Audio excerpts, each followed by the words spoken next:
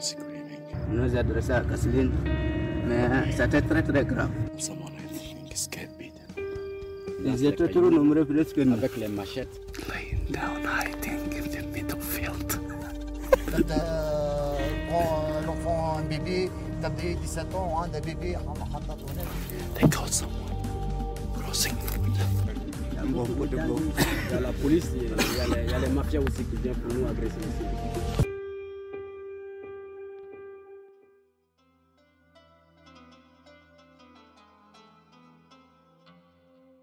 En Tunisie, des centaines de subsahariens sont déportés quotidiennement dans le désert près des frontières avec la Libye et l'Algérie, selon un rapport de l'Organisation mondiale contre la torture, publié le 18 décembre dernier. Ces déplacements forcés avaient largement été documentés fin juillet dans les médias internationaux. Mais cette pratique illégale se poursuit depuis l'automne en toute impunité. Depuis juin, au moins 5500 d'entre eux ont été expulsés vers la frontière avec la Libye et plus de 3000 vers celle avec l'Algérie. Mais les chiffres pourraient être bien supérieurs. Côté algérien, des groupes auraient plusieurs fois par semaine été déportés depuis Tunis, Sfax et El Amra. Les forces de sécurité tunisiennes utilisent des véhicules officiels ou des bus pour amener les personnes exilées vers ces zones inhospitalières. Ils sont souvent abandonnés dans le désert, sans eau, sans vivres et sans moyens de communication. Dans cet épisode, nous irons en immersion à la frontière avec l'Algérie pour tenter de documenter ce qui s'y passe.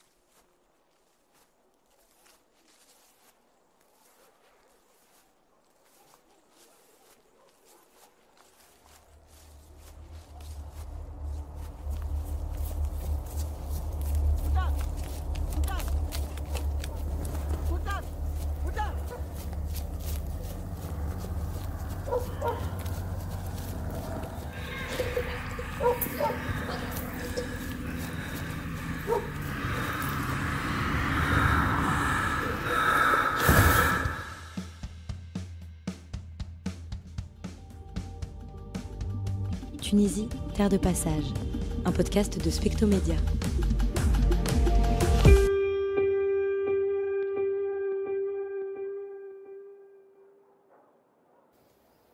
See, on that point, I guess they got from there. La nuit descend sur Hydra, une petite ville de 3000 habitants, nichée à seulement 7 km de la frontière algérienne. Don't make any fucking sound. Put it down slowly. Alors que la noirceur s'installe, nous sommes en quête d'un endroit pour nous restaurer.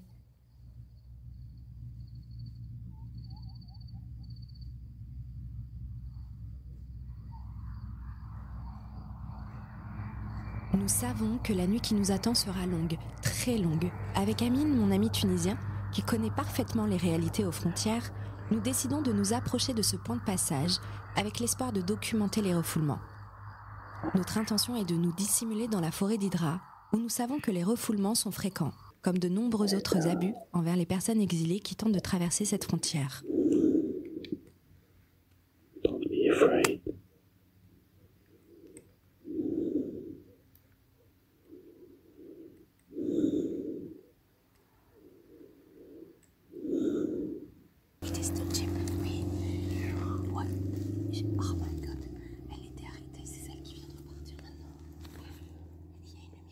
C'est une zone militaire et il est interdit de pouvoir y accéder librement. Il faut donc se cacher car les journalistes ne sont pas autorisés à documenter ce qui s'y passe.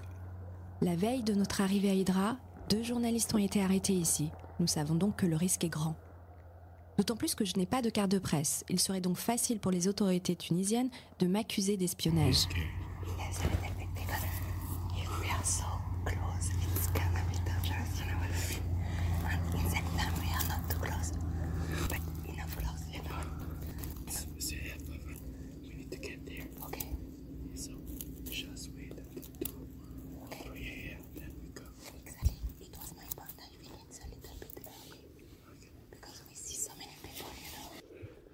Le stress est à son comble. Il est 23h, nous préparons notre matériel d'enregistrement et entamons notre marche. La ville est déserte, à l'exception des contrebandiers qui font des allers-retours depuis l'Algérie avec de l'essence bon marché à revendre dans la région. Nous avançons silencieusement, suivant un lit de rivière asséché en contrebas de la route principale. Cette nuit-là, la lune est pleine et nous nous cachons derrière un talus de terre à quelques dizaines de mètres de la route, observant les va-et-vient des gardes-frontières. Leurs phares puissants et le bruit distinct de leurs véhicules les rendent facilement repérables. Just keep the lights on. We are surrounded by everyone in here, and we have a lot of military truck close by, so we need really to not move. We just have to stay until the moon go down. Then we can keep walking to another point. We check for the pushbacks. Where are we going right now? We are already on the border, so we're gonna move to another point right there. It's 30 minutes far from here. Which border? Algeria and Tunisian border. Which the city? Tbilisi. And what are we doing right now? Laying down, hiding in the middle field. What we see since a few minutes and few hours. All the military truck close by. And smugglers. And smugglers. Bullshit. Like, we are surrounded by them. And what is the bottom? It's like some kind of dried herbs that really hurt a lot. And cactus. And cactus. Yes. Don't forget the rocks that we are living, like we are laying on it. Oh shit. Nous tentons de nous approcher au plus près de la frontière, mais c'est presque impossible.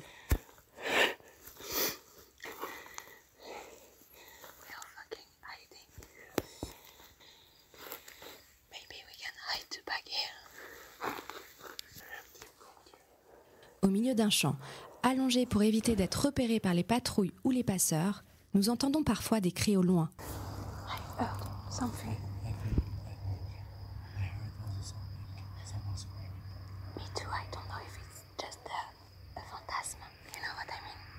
Nous supposons que ce sont des personnes qui se font arrêter en tentant de franchir la frontière, mais nous ignorons si ce sont les gardes-frontières ou de simples citoyens qui les interceptent.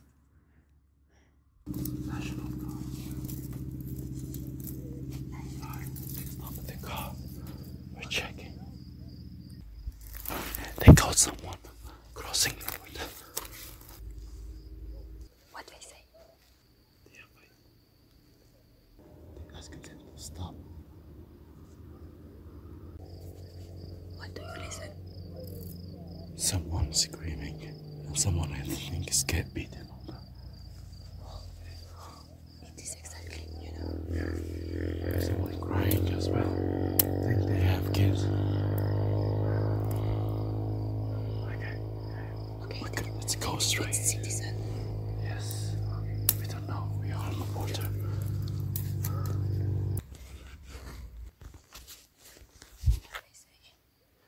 If you don't leave right now, I will kill you. Are you sure about that? Yes, they haven't fight. Someone will leave soon. We will see what's gonna happen. Holy shit, I don't know. Like, you know, they picked up the closest place to the border. So they know exactly that people are coming from here and they are trying. You can hear they are just treating themselves together. So what doesn't make them treating other people? We just have to wait. We are in the middle of nowhere. No law in here. Notre objectif est de rejoindre la forêt d'Hydra, où les refoulements sont fréquents selon nos sources. Nous voulons nous y cacher et observer ce qui s'y passe. Je tremble littéralement de peur. À 1 kilomètre de la forêt, nous réalisons que nous sommes trop exposés et décidons de faire demi-tour pour éviter d'être repérés. They are smugglers. So the first car is showing the road. The second car having the shit loaded. Or not. Then let's see if they follow each other. Yes, they are.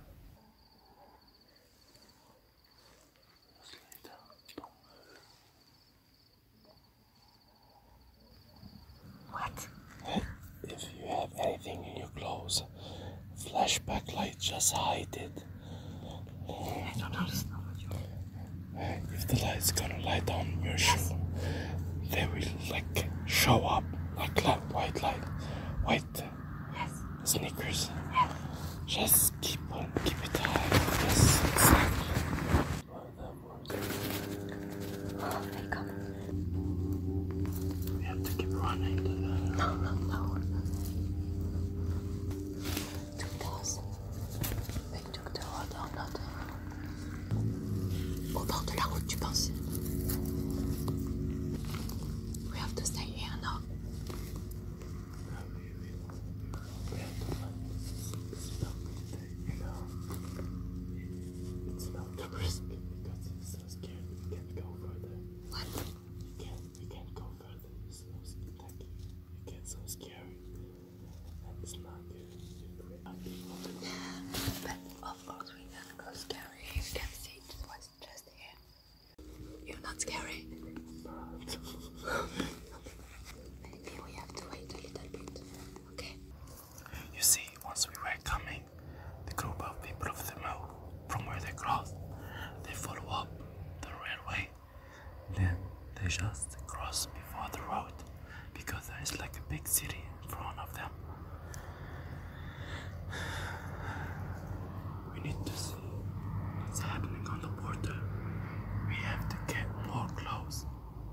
Yeah, but remember, people told you in the river it's okay, but on the road it's not okay. And we are on the road. You know what I mean? Yes. Why you don't go too close? I'm not gonna just get anything from here. We need to get close. But come on, if they catch us, So what's the reason of so? it's too dangerous. We had to stay on the river, you know, because here we are not. We go to that forest. What? We go to that forest. Yeah, but to take the river because we are down. You know what I mean? Okay. Now we move.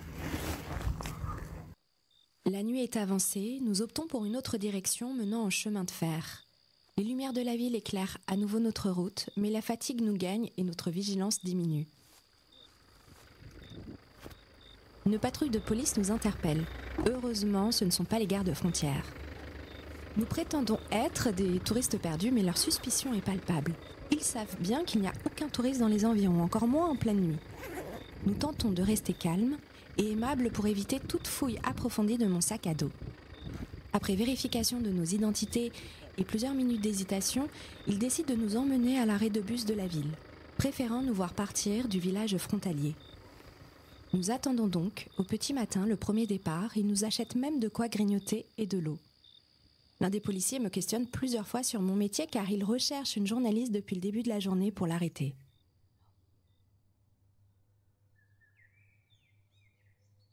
Cette nuit d'immersion à la frontière ne nous a pas permis de documenter avec précision les preuves de refoulement malgré nos efforts.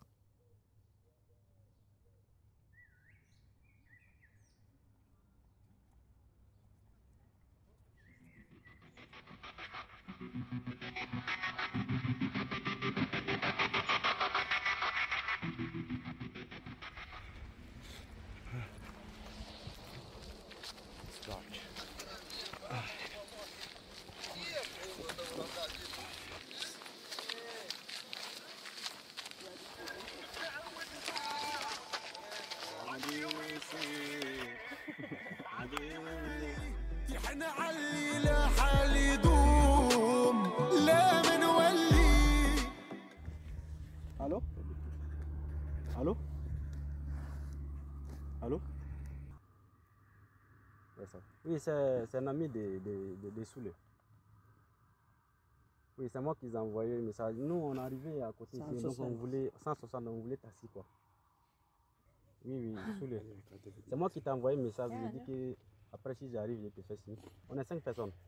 Oui, 160. Avec Amine, cette fois-ci on décide de se rendre à Spitla, petite ville située à 60 km de la frontière algérienne dans le gouvernorat de Kasserine. Tu veux marquer mon numéro? Oui, je l'ai par un. Oui, parce que... Ok. Éléonore. Je te mets journaliste France, d'accord? On débute notre périple près des rails où les jeunes se réunissent le soir dans la ville. Après avoir sympathisé avec Mohamed, il nous guide à travers les champs de pistaches où il travaille. Il connaît donc parfaitement le coin. Cette nuit-là, on croise des dizaines d'exilés de divers pays. Moi, je m'appelle Suleiman. Oui, on a marché 0 RV 17 ici. Ah oui, de minuit jusqu'à 17h. Voilà, jusqu'à 17h. Sans s'arrêter. Sans s'arrêter. Certains s'arrêtent pour échanger avec nous, d'autres poursuivent leur route. La police nous cherche toujours. Certains marchent jusqu'à Sfax, situé à environ une semaine de marche. D'autres poursuivent leur chemin en voiture avec des passeurs, pour ceux qui peuvent se le permettre. Oui, parce que la police nous cherche toujours. Donc pour arriver là-bas, il faut qu'on s'assoie aussi et pour chercher des taxis. Dans les taxis aussi, c'est les taxis mafia. On a le contact venir, nos frères, il n'y a rien. de notre frère là-bas. Ok. Parce que pour avoir taxi mafia, c'est difficile. Comme on est très fatigué, c'est pour cela qu'on s'assoit à côté de là-bas. Donc il y a souvent des taxis mafia qui viennent arrêter. Quand il arrête, on discute. S'il peut nous prendre, il nous amène. Si la police te voit, si t'attrape, il te fait refouler Au pays. Oui, aux frontières entre Algérie et Tunisie. Maintenant, pour marcher, pour arriver en ville, le premier ville d'Algérie, Tébessa, tu vas marcher au moins de 60 km. Donc, c'est très difficile là-bas. Tu te rappelles à quel endroit exactement en Tunisie vous êtes arrivé? On ne peut pas connaître parce qu'on ne connaît pas les villages c'est les guides qui quoi. connaissent. Comme il y a les Arabes aussi, mafia, tu leur payes l'argent, ils te font traverser. Mais c'est eux qui connaissent les endroits qui peuvent te traverser. Mais ils vont te mettre dans un fourgonnette, ils vont t'amener aux côtés des barrières. Après ça, on te fait passer la frontière seulement. Il m'a dit que si je vois n'importe voiture taxi, je vais le monter. Si j'arrive là-bas, ils vont payer l'argent. Quand tu trouves un taxi, tu montres le contact de ton conseil qui est à SFAF. Je comprends. Voilà, et puis quand tu montres son contact, lui-même il va causer avec lui. Si tu prends mon gars, tu amènes, je te paye comme ça. C'est le conseil qui connaît les taxis mafia. Ouais. Nous sommes des nouveaux, on ne connaît rien. C'est pourquoi on est retardé ici. Ça fait comme on est là 2 jours comme ça. On n'a pas de téléphone. Bon, là-bas, il n'y a pas prix fixe. Si c'est en francs guinéens, c'est 8 millions, 10 millions comme ça. Ouais, francs guinéens. Moi, je suis guinéen. Francs CFA, c'est 100 000. Le prix des taxis, c'est 100 000. Mais les conseils qui sont là-bas, ils font en gros. Tu peux dire 600 000 francs CFA, tu payes 600 000 francs et puis on a l'argent des taxis. Faire traverser la mer. Non, on n'a pas payé. On n'a pas payé d'abord. Si on arrive là-bas, après on discute le prix.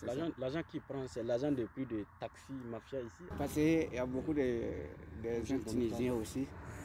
Ils ont attrapé notre frère ici avant. Donc ils ont amené chez eux. Pour les torturer quoi? Pour les torturer. Pour les torturer. Donc ils ont amené chez eux. On t'attache comme ça. Donc souvent on te frappe. On te caméra comme ça là, on te filme, on envoie ça au pays là-bas. Donc pour que tes parents envoient des trucs. Ils ont déjà fait notre frère. Tu ne peux pas savoir ça parce que c'est Tu peux pas?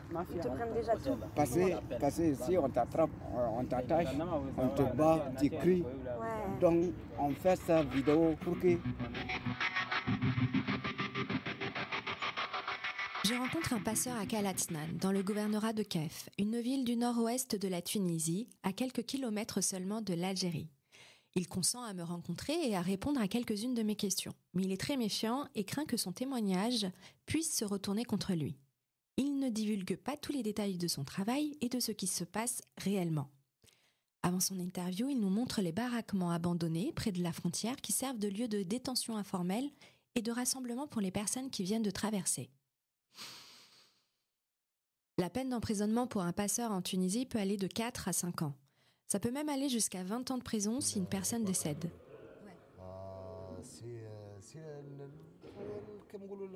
Je travaille ici à la frontière et je fais toutes sortes de contrebandes. Vêtements, huile, moteurs. Avec les Algériens, nous faisons du marché noir. Les Algériens et les Tunisiens font ce sale travail pendant la nuit. Les douaniers sont corrompus, tout le monde est impliqué. Ils sont payés pour laisser passer les contrebandiers avec n'importe quoi. Ils éteignent les caméras à la frontière et commencent leur affaire.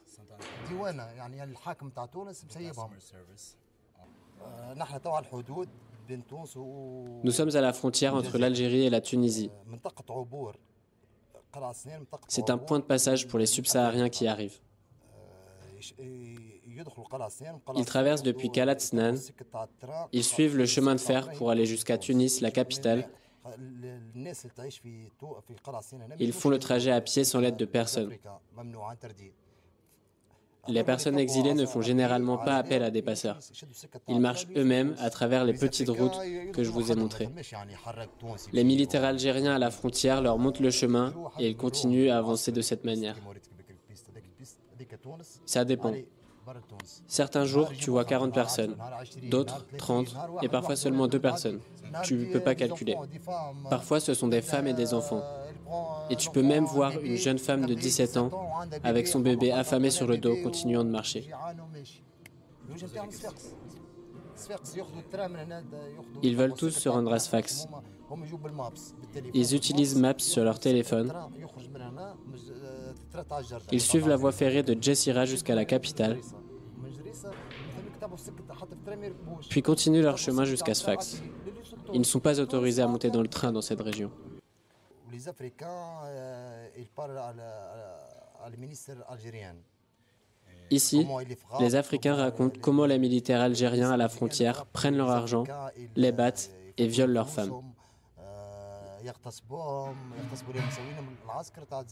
Ils ont peur de l'armée algérienne parce qu'elle les bat et leur tire dessus. C'est rare, mais ça arrive. Ils les battent avec des matraques, leur cassent le nez, le cou, les frappent pour leur faire peur et les empêcher de retourner en Algérie. Quand ils sont attrapés en Tunisie, ils ont peur de retourner en arrière. Ils demandent à l'armée tunisienne de les laisser passer pour ne pas être envoyés en Algérie. L'armée algérienne tue, frappe, elle n'a pas de pitié. Le message envoyé par l'armée algérienne en faisant tout cela est le suivant. Si vous retournez en arrière, vous êtes mort. La garde nationale tunisienne, au contraire, aide les exilés avec de la nourriture et de l'eau.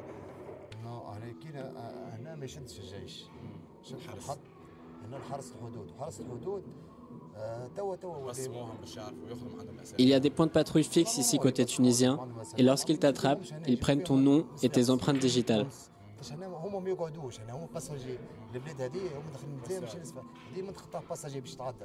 Les passeurs, bien sûr, mais aussi les gardes frontières sont responsables de tout cela.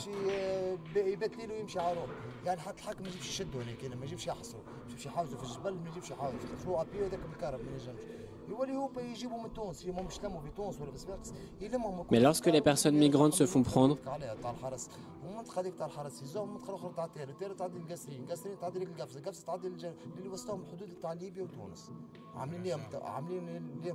les gardes les amènent à la prochaine ville, Tala, puis Kasserine, puis Gafsa, et parfois à la frontière entre la Tunisie et la Libye, où ils reçoivent un soutien de la Croix-Rouge dans un camp que ces deux pays ont établi pour arrêter l'immigration illégale.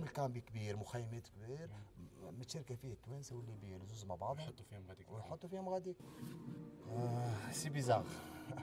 Franchement, c'est bizarre. C'est catastrophique de voir une femme de 16 ans avec son bébé traverser la frontière sans rien, sans nourriture. En tant qu'être humain, on cherche naturellement à aider. Les citoyens tunisiens essayent de les aider comme ils peuvent, en leur donnant de l'argent et de la nourriture.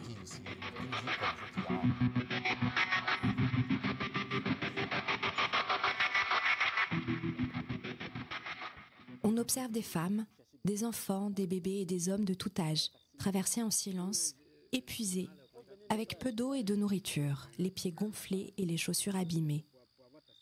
Certains ont marché plus de 10 jours dans le désert du Sahara, d'autres ont été agressés en chemin. Dans la route, il y a beaucoup de Tunisiens qui nous agressent pour prendre des matériels, gens, téléphone, l'argent. Tout ça là, ça m'a fait très très mal. Voilà, je me suis blessé. C'est ça? Mon pied là, ça m'a fait mal. Non, en marchant. En marchant. On nous a adressé là-bas. On nous a adressé à Kasserine. Mais c'était très très grave. Donc nous, avec les bandits là, on se bat. Non, quand ils étaient venus, on voulait nous défendre pour partir, mais ils étaient trop nombreux. Ils étaient trop nombreux plus que nous. Avec les machettes. Ils étaient trop nombreux, plus au nombre de 10 personnes. Machette avec cailloux, ils lancent cailloux. Oui, notre frère qui sont restés derrière là-bas, lui, ils ont pris son téléphone, son argent, peut-être on peut le blesser aussi. Et c'était beaucoup avec les petits motos. Avant, ils étaient sortis 2 motos, il y avait 4 personnes. Il y a 2 personnes, ils étaient sortis 4, après ils sont venus 6 personnes. Et maintenant, nous sommes 4. On voulait les défendre, mais ce n'est pas marché. Et qu'est-ce qui s'est passé avec les gardes algériens?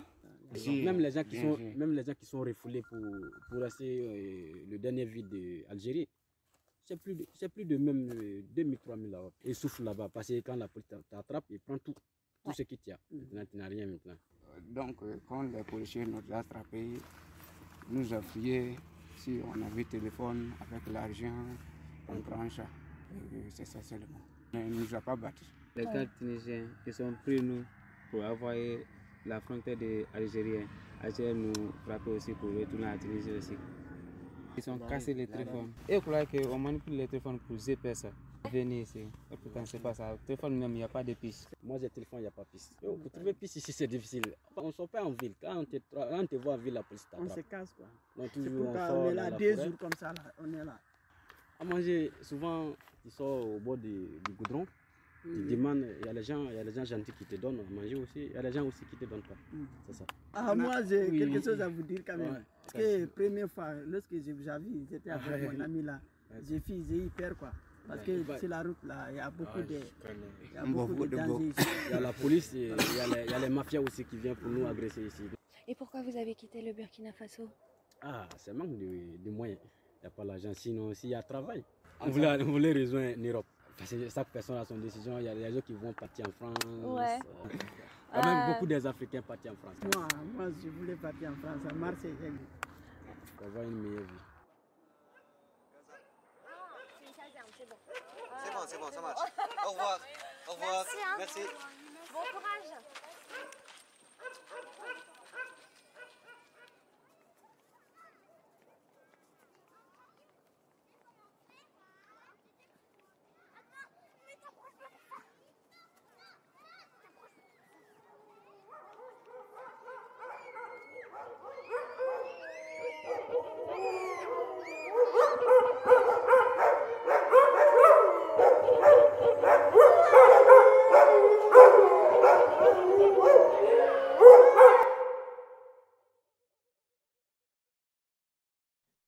À demi-mot, certaines femmes évoquent des agressions sexuelles à la frontière, sans force ni volonté de parler. Comment témoigner quand on ne peut même pas se reposer, quand on a peur et que la priorité est juste de survivre? On décide alors de simplement marcher à leur côté, sans chercher à documenter la situation, car elle est bien trop difficile.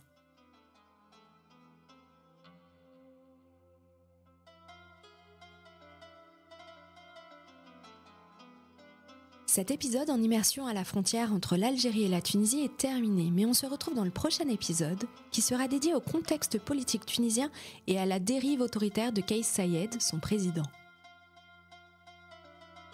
Pour aller plus loin, je vous invite à découvrir le portrait de Mohamed et un article sur les coulisses de cette enquête, non seulement sur le site de Specto en version française et sur le site d'Aïdoni en version anglaise.